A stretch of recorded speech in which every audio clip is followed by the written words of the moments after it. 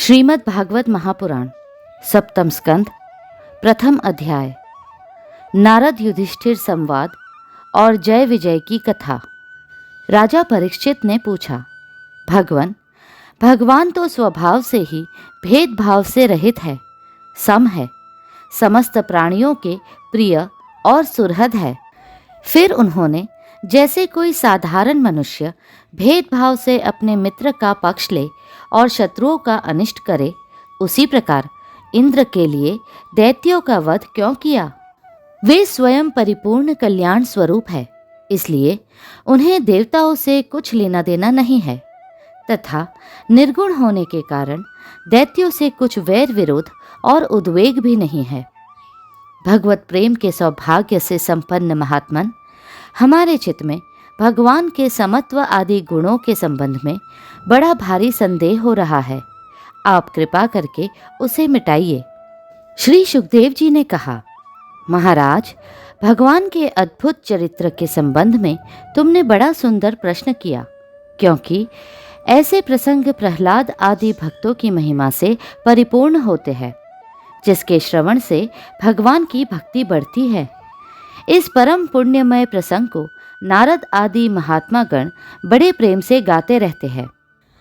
अब मैं अपने पिता श्री कृष्ण द्वैपायन मुनि को नमस्कार करके भगवान की लीला कथा का वर्णन करता हूँ। वास्तव में भगवान निर्गुण, अजन्मा, अव्यक्त और प्रकृति से परे है।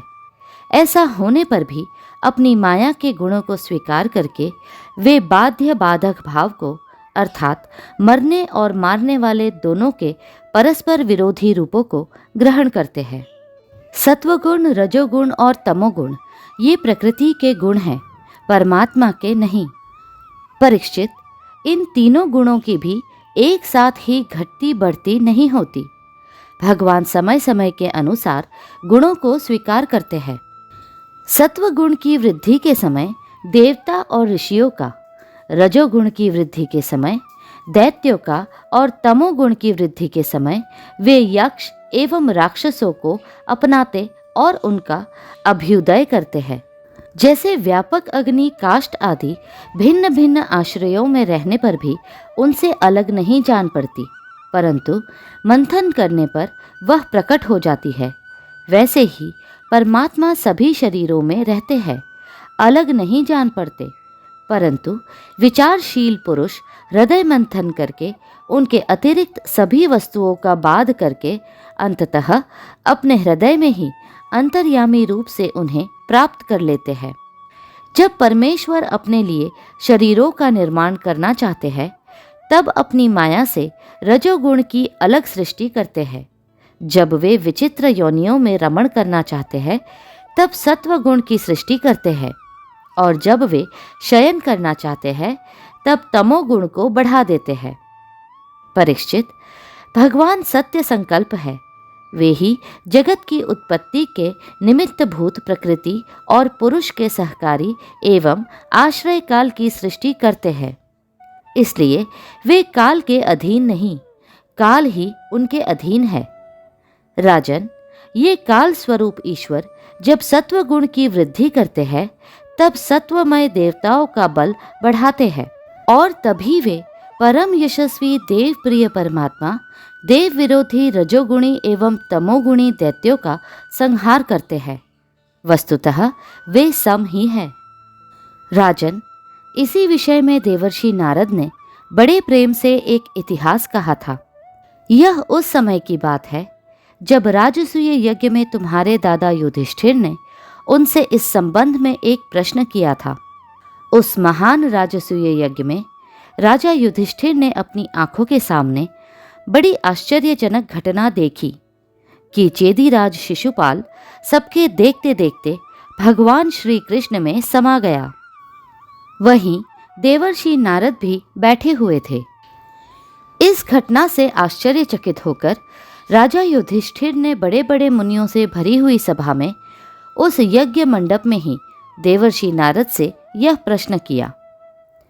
युधिष्ठिर ने पूछा, अहो, यह तो बड़ी विचित्र बात है। परम तत्व भगवान श्री कृष्ण में समा जाना तो बड़े बड़े अनन्य भक्तों के लिए भी दुर्लभ है, फिर भगवान से द्वेष करने वाले शिशुपाल को यह गति कैसे मिली? नारद जी, इसका रहस्य हम सभी जानना चाहते हैं। पूर्व काल में भगवान की निंदा करने के कारण ऋषियों ने राजा वेन को नरक में डाल दिया था। यह दम घोष का लड़का पापात्म शिशुपाल और दुर्बुद्धि दंतवक्त्र दोनों ही जब से तुतलाकर बोलने लगे थे, तब से अब तक भगवान से द्वेष ही करते रहे हैं। अविनाशी परब्रह्म भगवान श्री कृष्ण को ये पानी पी पी कर गाली देते रहे हैं, परंतु इसके फलस्वरूप न तो इनकी जीभ में कोढ़ ही हुआ और न इन्हें घोर अंधकारमय नरक की ही प्राप्ति हुई। प्रत्युत जिन भगवान की प्राप्ति अत्यंत कठिन है, उन्हीं में ये दोनों सबके देखते देखते अनायास ही लीन हो गए। इसका क्या कारण है? हवा के झोंकों से लड़खड़ाती हुई दीपक की लौ के समान मेरी बुद्धि इस विषय में बहुत आगा पीछा कर रही है। आप सर्वज्ञ है, अतः इस अद्भुत घटना का रहस्य समझाइए। श्री सुखदेव जी कहते हैं, सर्वसमर्थ देवर्षि नारद राजा के ये प्रश्न सुनकर बहुत प्रसन्न हुए। उन्होंने युधिष्ठिर को संबोधित करके भरी सभा में सबके सुनते हुए यह कथा कही। नारद जी ने कहा, युधिष्ठिर, निंदा, स्तुति, सत्कार और तिरस्कार इस शरीर के ही तो होते हैं। इस शरीर की कल्पना प्रकृति और पुरुष का ठीक ठीक विवेक न होने के कारण ही हुई है। जब इस शरीर को ही अपना आत्मा मान लिया जाता है, तब यह मैं हूँ और यह मेरा है, ऐसा भाव बन जाता है। यही सारे भेदभाव का मूल है। इसी के कारण ताड़ना और दुर्वचनों से पीड़ा होती है। जिस शरीर में अभिमान हो जाता है कि यह मैं हूँ, उस शरीर के वध से प्राणियों को अपना वध जान पड़ता है। किंतु भगवान में तो जीवों के समान ऐसा अभिमान है ही नहीं, क्योंकि वे सर्वात्मा है, अद्वितीय है। वे जो दूसरों को दंड देते हैं, वह भी उनके कल्याण के लिए ही, क्रोधवश अथवा द्वेषवश नहीं। तब भगवान के संबंध में हिंसा की कल्पना तो की ही कैसे जा सकती है। इसलिए चाहे सुदृढ़ वैर भाव से या वैरहीन भक्ति भाव से, भय से, स्नेह से अथवा कामना से, कैसे भी हो, भगवान में अपना मन पूर्ण रूप से लगा देना चाहिए। भगवान की दृष्टि से इन भावों में कोई भेद नहीं है।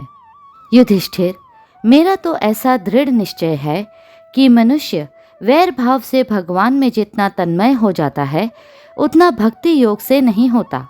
भृंगी कीड़े को लाकर भीत पर अपने छिद्र में बंद कर देता है और वह भय तथा उद्वेग से भृंगी का चिंतन करते करते उसके जैसा ही हो जाता है। यही बात भगवान श्री कृष्ण के संबंध में भी है। लीला के द्वारा मनुष्य मालूम पड़ते हुए ये सर्वशक्तिमान भगवान ही तो है। इनसे वैर करने वाले भी इनका चिंतन करते करते पाप रहित होकर इन्हीं को प्राप्त हो गए।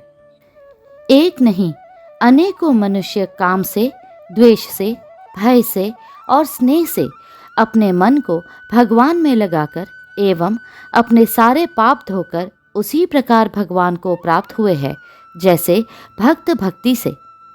महाराज, गोपियों ने भगवान से मिलन के तीव्र काम अर्थात प्रेम से, कंस ने भय से, शिशुपाल दंतवक्त्र आदि राजाओं ने द्वेष से, यदुवंशियों ने परिवार के संबंध से, तुम लोगों ने स्नेह से और हम लोगों ने भक्ति से अपने मन को भगवान में लगाया है।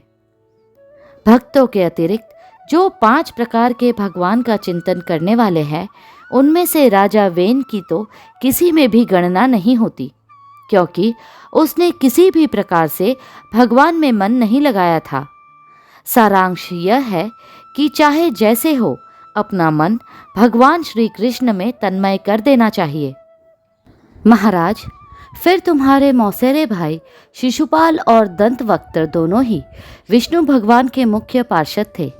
ब्राह्मणों के शाप से इन दोनों को अपने पद से च्युत होना पड़ा था। राजा युधिष्ठिर ने पूछा, नारद जी, भगवान के पार्षदों को भी प्रभावित करने वाला यह शाप किसने दिया था तथा वह कैसा था? भगवान के अनन्य प्रेमी फिर जन्म मृत्युमय संसार में आए, यह बात तो कुछ अविश्वसनीय सी मालूम पड़ती है। वैकुंठ के रहने वाले लोग प्राकृत शरीर, इंद्रिय और प्राणों से रहित होते हैं। उनका प्राकृत शरीर से संबंध किस प्रकार हुआ, यह बात आप अवश्य सुनाइए। नारद जी ने कहा, एक दिन ब्रह्मा के मानस पुत्र सनकादि ऋषि तीनों लोकों में स्वच्छंद विचरण करते हुए वैकुंठ में जा पहुँचे। यों तो वे सबसे प्राचीन है, परंतु जान पड़ते हैं ऐसे मानो 5-6 बरस के बच्चे हो। वस्त्र भी नहीं पहनते। उन्हें साधारण बालक समझकर द्वारपालों ने उनको भीतर जाने से रोक दिया। इस पर वे क्रोधित से हो गए और उन्होंने द्वारपालों को यह शाप दिया कि मूर्खों, भगवान विष्णु के चरण तो रजोगुण और तमोगुण से रहित है। तुम दोनों इनके समीप निवास करने योग्य नहीं हो, इसलिए शीघ्र ही तुम यहाँ से पापमयी असुर योनि में जाओ।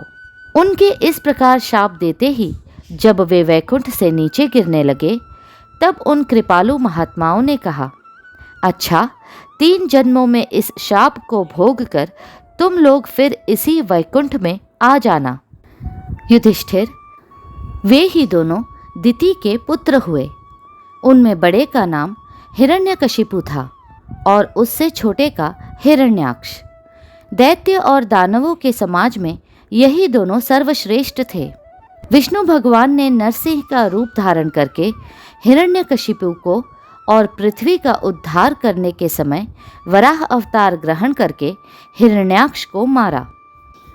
हिरण्यकशिपु ने अपने पुत्र प्रहलाद को भगवत प्रेमी होने के कारण मार डालना चाहा और इसके लिए उन्हें बहुत सी यातनाएं दी, परंतु प्रहलाद सर्वात्मा भगवान के परम प्रिय हो चुके थे, समदर्शी हो चुके थे। उनके हृदय में अटल शांति थी।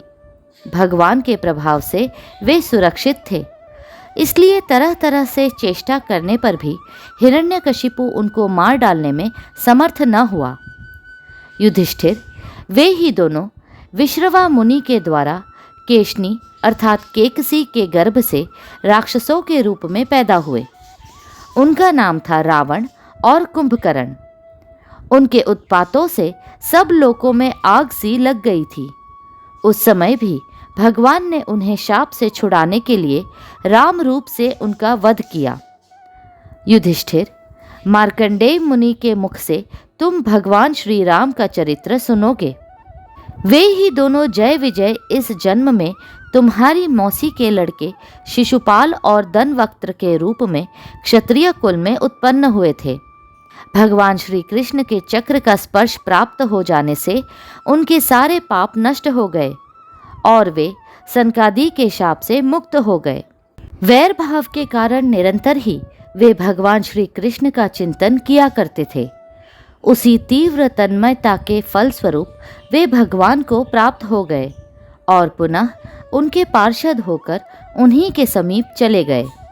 युधिष्ठिर जी ने पूछा, भगवान, हिरण्यकशिपु ने अपने स्नेह भाजन पुत्र प्रहलाद से इतना द्वेष क्यों किया? फिर प्रहलाद तो महात्मा थे। साथ ही यह भी बतलाइए कि किस साधन से प्रहलाद भगवन्मय हो गए। अगला अध्याय शीघ्र ही साझा होगा। कृपया करके लाइक, सब्सक्राइब और शेयर करें। हरे कृष्णा कृष्णा कृष्णा